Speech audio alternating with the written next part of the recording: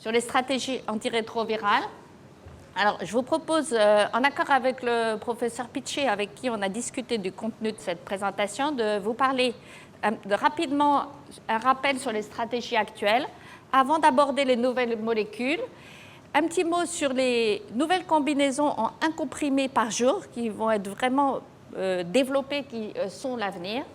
Un petit mot aussi sur les alternatives éventuellement à la trithérapie classique.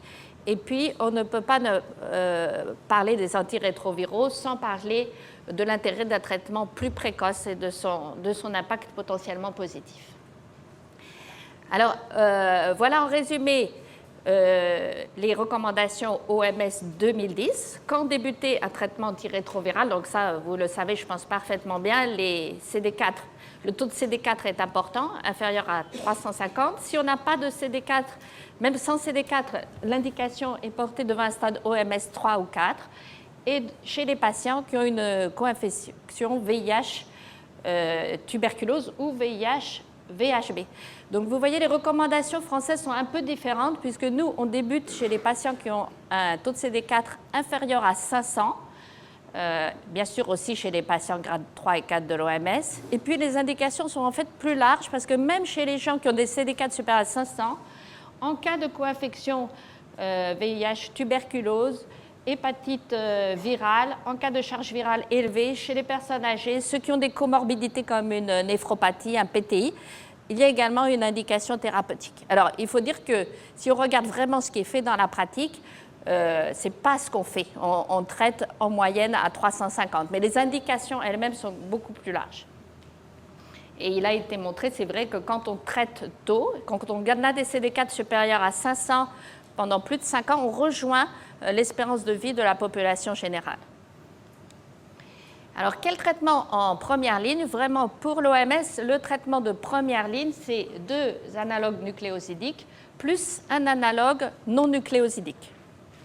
Si on regarde ce qui se passe en France ou aux États-Unis, le traitement de première ligne, on a des choix plus larges puisqu'on peut faire 2 analogues nucléosidiques plus un analogue nucléosidique ou un IP. Et même, si on regarde dans les recommandations françaises, on a les anti-intégrases qui sont une alternative et aux États-Unis qui sont comme ça une possibilité aussi en première ligne. Donc vous pouvez vous dire, oh mince, c'est quand même injuste. Alors maintenant, je vais voir un petit peu les avantages et les inconvénients de chaque stratégie. En ce qui concerne le choix de l'analogue nucléosidique, l'OMS place le tenofovir en premier choix. Bon, c'est à peu près de façon équitable avec la ZT, mais enfin, il est sur la première ligne. Pourquoi? Parce qu'il est plus efficace sur les patients qui ont une charge virale élevée. Il est un petit peu moins toxique du point de vue toxicité mitochondriale, en sachant qu'il y a ce problème de toxicité rénale sur lequel on va revenir. À peu près à équivalence, on a l'AZT, en connaissant le risque d'anémie. Et puis finalement, sur le long terme, c'est un médicament qui a aussi une toxicité mitochondriale non négligeable. Bon, vous savez que de plus en plus, là, on abandonne la DKT. J'aurais presque pu l'enlever maintenant des choix. On a aussi l'abacavir, mais qui n'est pas du tout facile à manier puisqu'on a 5% d'hypersensibilité sur des terrains génétiques particuliers. Donc, on peut difficilement dépister ici. Et puis la DDI, avec les problèmes de toxicité et de tolérance qu'on connaît, même si c'est plus efficace. Hein. Donc cet analogue nucléosidique est forcément associé soit à la 3-TC, soit à la FTC, qui sont vraiment 2 molécules très équivalentes, avec la 3-TC qui a un avantage important en termes de coût. Alors en ce qui concerne le 3e agent, donc 2 choix, l'analogue non nucléosidique et l'inhibiteur de protéase. Vous voyez tout de suite que l'analogue non nucléosidique, on a beaucoup plus d'avantages listés que dans la colonne inhibiteur de protéase.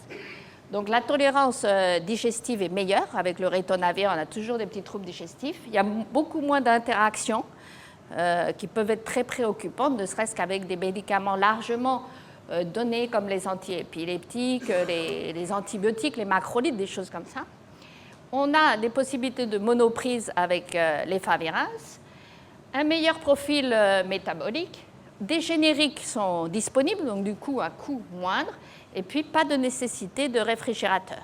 Alors c'est vrai qu'en France, où nos virologues ont eu un impact très important pour nous, ils nous ont fait remarquer que les IP avaient une barrière génétique plus élevée. Ce qui veut dire que quand vous avez une mutation, vous devenez tout de suite résistant à l'efavirenz, alors que pour les IP, il faut des accumulations de mutations. Je crois qu'on va y revenir tout à l'heure.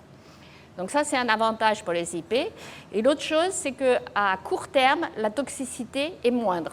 C'est vrai qu'on ne va pas avoir ces cauchemars, des risques de rash, etc., ou de toxicité hépatique. Donc c'est vrai qu'en France, on a vraiment une grosse part de patients qui débutent par un traitement par IP, mais ce n'est pas forcément la bonne stratégie. Alors, quel choix entre les NNRTI disponibles? Donc, on a nevirapine et efavirenz.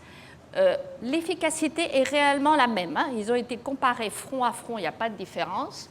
L'efavirenz a un avantage puisque c'est une monoprise. Il a aussi des inconvénients avec sa toxicité neurologique. La nevirapine, quant à elle, donne une toxicité neurologique et hépatique. Et puis, malheureusement, quand on est résistant à l'un, on est résistant à l'autre. C'est vraiment deux molécules qui ont le même profil de mutation. Pour ce qui est des inhibiteurs de protéase, elles ont été comparées. Il n'y a pas énormément de différence en première intention. Ça va vraiment dépendre de la disponibilité de l'inhibiteur de protéase, sachant que le lopinavir est moins cher. Je vous montre dans les pays du Nord un petit peu l'ordre dans lequel on utilise les molécules. C'est vrai qu'avant, on avait vraiment lopinavir en première intention, mais c'est pas mal de comprimés, double dose de ritonavir, donc double toxicité. Donc actuellement, on a tendance à utiliser d'abord l'atazanavir boosté, une prise par jour. Le darunavir prend de plus en plus de place, on n'a pas beaucoup de recul, l'atazanavir. Et les autres IP sont vraiment beaucoup moins utilisées. Elles ont eu leur heure de gloire, mais beaucoup moins maintenant. Alors, c'est assez intéressant, à la CROI d'où je reviens, Nathan Klumek à Lubumbashi a fait une comparaison front à front chez des patients africains de lopinavir versus nevirapine en association soit à Truvada, soit Duovir. Donc, il a randomisé 425 patients naïfs ayant des CD4 inférieurs à 350 qui avaient reçu une seule dose de nevirapine au maximum en dose unique à l'occasion d'une grossesse. Pas de tuberculose et pas d'anémie trop importante. Donc, dans cet essai, c'est très intéressant de voir que les deux molécules, nevirapine, lopinavir, donnent le même pourcentage de charge virale inférieure à 50 copies, 89% versus 87%. Donc, assez rassurant, parce qu'on a toujours l'impression nevirapine un peu moins bien. Alors, c'est vrai que c'est en intention de traiter. Quand on regarde un petit peu plus de façon approfondie les résultats, on voit qu'il y a peut-être plus d'échecs virologiques avec l'efavirenz, plus de mutations, mais globalement, ça donne la même chose. Et puis, bien sûr, ce qui est à prendre en compte, donc j'espère ne pas m'être trompée, on a fait ça avec le docteur Kossi, c'est vraiment les prix au Togo. Le coût de la trithérapie est très important à prendre en compte. Vous voyez que AZT3TC, nevirapine, $61 versus tenofovir 3TC, efavirenz, 150. Bon, je me dis quand même que cette troisième association a sa place chez les co-infectés, malgré tout, parce que c'est plutôt moins cher qu'AZT3TC et efavirenz, où on ne couvre pas les co-infectés. Et ces premières lignes ont un coût bien différent des deuxièmes lignes qui vont jusqu'à 560 € et des troisièmes lignes. Alors voilà, ça c'était l'initiation. Ensuite, quand changer? Donc l'OMS recommande de changer en cas d'échec, mais bien sûr après avoir analysé les causes d'échec, et en particulier si c'est un patient qui ne prend pas son traitement, sur lequel on peut renforcer l'observance, c'est la première étape. Et chez nous, c'est exactement pareil. Il y a toujours une phase analyse de l'échec, renforcer l'observance avant de changer. L'échec est défini par une charge virale supérieure à 5000 copies ou un échec immunovirologique, c'est-à-dire baisse des CD4, par exemple, si on n'a pas de charge virale disponible. La seconde ligne, c'est une IP, lopinavir ou atazanavir, et un changement d'analogue nucléosidique. Si la personne a reçu en première ligne du tenofovir, ça va être AZT. Si elle a reçu en première ligne de l'AZT, ça va être du tenofovir. Troisième ligne, pour l'instant, c'est vraiment vague. C'est vrai que la troisième ligne, ça dépend du temps où vous êtes resté en première ligne. Si vous êtes en première ligne très très longtemps, vous allez accumuler les mutations de résistance. Dans un échec, on va accumuler les mutations de résistance et même les molécules comme les travirines ne vont plus être actives, par exemple. Donc la troisième ligne, ça dépend vraiment de chaque pays, de sa stratégie. Donc l'OMS demande que chaque pays définisse une stratégie pour la troisième ligne en utilisant des antirétroviraux de nouvelle génération, que ce soit des anti-intégrases, des IP de deuxième génération ou des NRTI de deuxième génération. En cas d'absence d'option, de poursuivre le traitement de deuxième ligne. Donc ça me permet de passer là maintenant à la deuxième partie de ce topo, qui sont les nouvelles molécules. Qu'est-ce qu'on peut offrir pour ces patients en troisième ligne? Donc dans les inhibiteurs de protéase, l'inhibiteur de protéase le plus intéressant actuellement, c'est le darunavir ou Presista, qui a une barrière génétique élevée. C'est-à-dire qu'il va rester actif même si le patient a des mutations de résistance aux IP. Donc, c'est des mutations bien précises pour les virologues, mais en gros, moi, ce dont je me souviens, c'est qu'on peut avoir jusqu'à 6 mutations aux IP, ça va encore marcher. Donc, c'est assez intéressant. L'efficacité est égale ou un petit peu supérieure au lopinavir. Vous voyez ici cet essai. Ici, vous avez toujours, je vais montrer quelques schémas, le pourcentage de charge virale inférieur à 50 copies et le temps. Donc, on voit que c'est très peu différent. Le darunavir nécessite un boost avec du ritonavir. Il peut se donner en 1 ou 2 fois par jour. Je pense que si vous l'avez pour les échecs, il faudra le donner en 2 fois par jour parce qu'il faut des doses assez élevées pour les patients qui ont déjà des mutations de résistance aux IP. Et la tolérance, avec le recul qu'on a, est plutôt bonne. Deuxième classe possible, qui est vraiment ça, une nouvelle classe, nouvelle stratégie beaucoup plus originale, ce sont les inhibiteurs d'intégrase. Vous savez que le virus a une enzyme spécifique qui permet à l'ADN proviral d'aller s'intégrer dans le génome de l'hôte. Et là, ça donne donc une latence, une possibilité de dissémination de cellule à cellule. Donc cet inhibiteur d'intégrase va empêcher cette intégration. C'est une recherche qui est le fruit de très longues années d'études. C'est depuis les années 2000 qu'on entend parler de ces inhibiteurs d'intégrase. Première molécule, c'est le Lisantress qui a été commercialisé en 2007. Donc on commence maintenant à avoir un recul. Jusqu'à présent, on disait trop nouveau, on ne sait pas trop si on peut l'utiliser. Là maintenant, on a vraiment des données, au point que les Américains l'ont mis dans leur stratégie de première ligne, vraiment bonne intention. Mais on a aussi d'autres molécules qui arrivent. Ça, c'est vraiment intéressant. Des molécules qui vont être actives, plus ou moins, sur les inhibiteurs d'intégrase de première génération. Et on en a vu des résultats à la CROI, comme le dolutegravir, qui a une barrière génétique plus élevée et qui peut s'utiliser en 1 fois par jour, ou l'éviltegravir, qui va être mis peut-être dans un comprimé 1 fois par jour.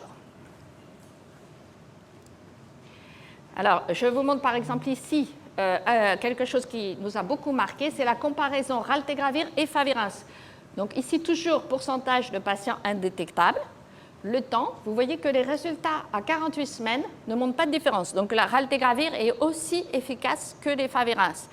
Mais on a maintenant des résultats à 4 ans qui sont soutenus avec même une différence significative. Le raltegravir, en association bien sûr avec un background de nuque, en l'occurrence c'est le Truvada, a un petit avantage par rapport à les favirenz, 76% versus 67% d'indétectables. Vous voyez que l'augmentation des CD4, 361 sur raltegravir, 301, une tolérance métabolique assez intéressante. Donc c'est vraiment un produit, c'est dommage que le coût soit si élevé, qui a des potentialités intéressantes dans le champ de la trithérapie. Est-ce qu'on peut l'utiliser dans les échecs? Donc, il y a eu pas mal d'essais. Je vous montre ici l'essai ANRS, c'est l'essai trio, où on avait des patients, plus d'une centaine, en échec, vraiment en échec sévère, qui ont été mis sous raltegravir, darunavir et etravirine. Je vais venir tout de suite sur l'étravirine. Et à 48 semaines, 86% des patients avaient une charge indétectable. Donc, si on arrive, même en troisième ligne, à donner un régime de nouveaux traitements, on a vraiment des chances de succès et on a des patients qui sont toujours indétectables, qui sont rentrés dans Trio en 2008-2009, quand on a débuté l'essai, qui sont toujours indétectables.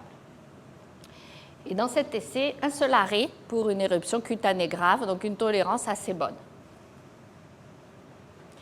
Alors, on a fait les inhibiteurs de protéase, les inhibiteurs d'intégrase. Un petit mot sur les nouveaux inhibiteurs non nucléosidiques.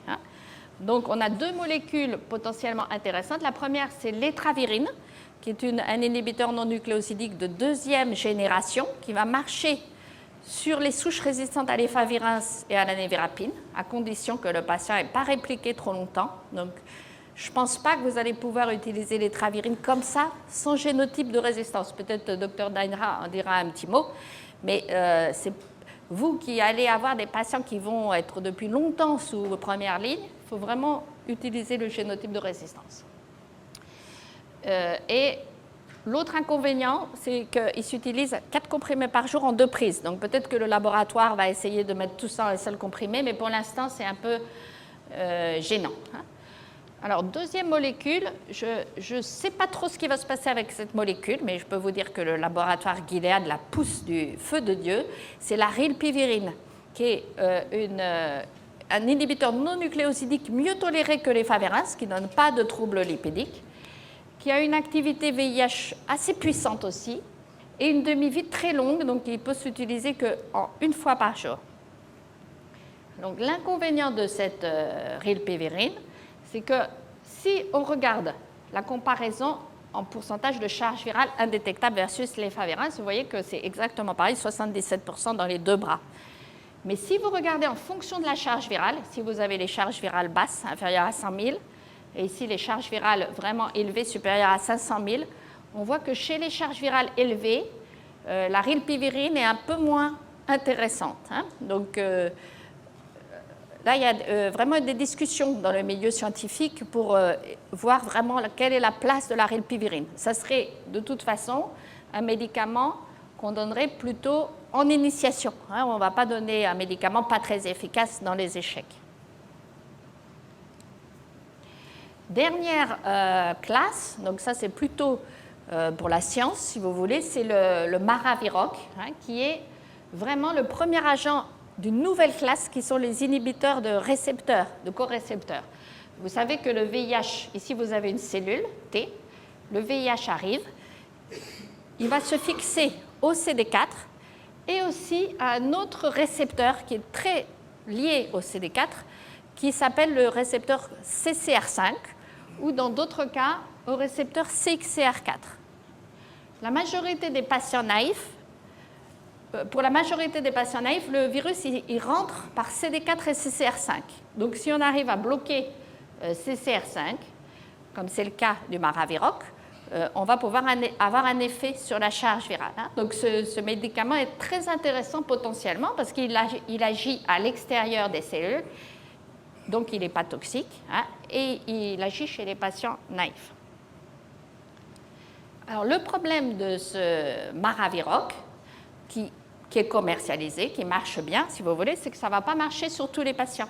Parce que si le patient a un virus qui rentre par le CXCR4, le médicament ne va pas marcher. Or, on sait que le taux de patients ayant un tropisme R4 est plus élevé quand on a des CD4 bas, inférieurs à 200. Vous voyez ? Donc, pour les pays à ressources limitées, je ne pense pas que le maraviroc soit une option. Vous voyez ? Parce que d'une part, vous avez un pourcentage de souche R4 plus élevé, et d'autre part, il faut absolument faire le tropisme, c'est-à-dire il faut que votre virologue ait un test au laboratoire qui vous dise si le virus est R5 ou R4. Donc j'en parle comme ça parce qu'intellectuellement, c'est très intéressant. Peut-être qu'un jour, on aura des médicaments qui inhibent R5 et R4, mais pour l'instant, ce n'est pas trop applicable ici. Voilà. Alors, troisième partie, très rapide cette fois-ci, c'est pour vous parler des nouvelles formulations. Vous avez eu d'emblée une formulation en once a day, ça c'est quand même l'avantage des formulations en Afrique, pas cher, vous voyez. Nous, on a eu la tripla, et on en était là. Et là, il en arrive plein d'autres. Il y a l'Eviplira qui va être commercialisé l'an prochain, la tenofovir FTC rilpivirine, c'est un analogue non nucléosidique. Le quad, qui va être dans un comprimé par jour, tenofovir FTC plus un inhibiteur d'intégrase, donc vraiment un placement très précoce. Et puis, il va arriver, mais un petit peu plus tard, des prodrogues de tenofovir, c'est-à-dire un tenofovir remanié pour être moins toxique pour le rein, en association avec le darunavir. Donc on voit aussi dans ce tableau que les firmes pharmaceutiques se mettent à travailler ensemble pour essayer d'arriver à des combinaisons une fois par jour. On sait que c'est vraiment une option qui est très importante pour garantir l'observance. Alors, là, je ne vais pas rentrer dans les détails, c'est pour vous dire, donc là, on est resté assez classique, hein, c'est 2 analogues nucléosidiques plus une IP ou un non-nuc.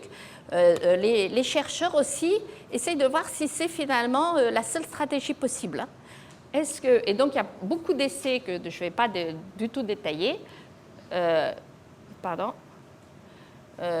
qui visent à voir si on peut se passer de NNRTI ou si on peut se passer de NRTI ou d'IP. Hein, par exemple, des essais inhibiteurs de protéases anti-intégrase, vous voyez, ou des choses comme ça. Hein. Donc là, on n'a pas de résultat, il n'y a rien de vraiment abouti, mais enfin, ce n'est pas exclu aussi que dans quelques années, ça change. Hein. Pour l'instant, aujourd'hui, le background, c'est toujours 2 nucs et un non-nuc ou une IP. Voilà. Et alors, pour finir, un petit mot sur les nouvelles options maintenant. Est-ce que finalement, on reste avec des seuils de CD4 où les patients commencent à avoir une immunodépression ou sont symptomatiques, ou est-ce qu'on pourrait traiter plus précocement? Et donc, Caroline vous a parlé le premier jour du concept de TASP, qui est le traitement comme prévention. Donc, l'idée, c'est qu'un traitement précoce pourrait avoir un impact sur la transmission et donc, à terme, réduire l'épidémie. Donc, c'est vrai que c'est vraiment très séduisant. L'efficacité a été prouvée. Dans la PTME, on réduit l'épidémie. Chez les couples sérodifférents, vous avez eu connaissance de cette étude HPTN où, quand on traite dans un couple sérodifférent, on a une réduction de 96% de la probabilité de transmission.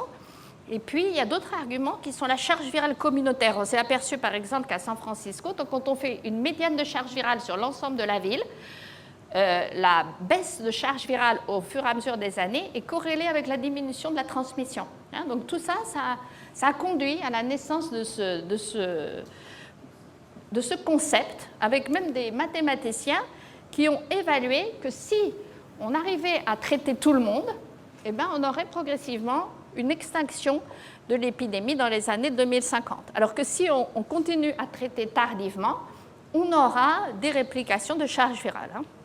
Donc c'est vrai que c'est très séduisant, si on s'arrête là, ça paraît formidable, mais il y a beaucoup de mais. Hein. C'est vrai que le TASP, ça ne peut pas se limiter à un traitement. Hein. Un traitement, c'est sensibiliser, ensuite dépister, amener les gens à se dépister, traiter, une fois qu'ils sont traités, avoir l'observance, etc.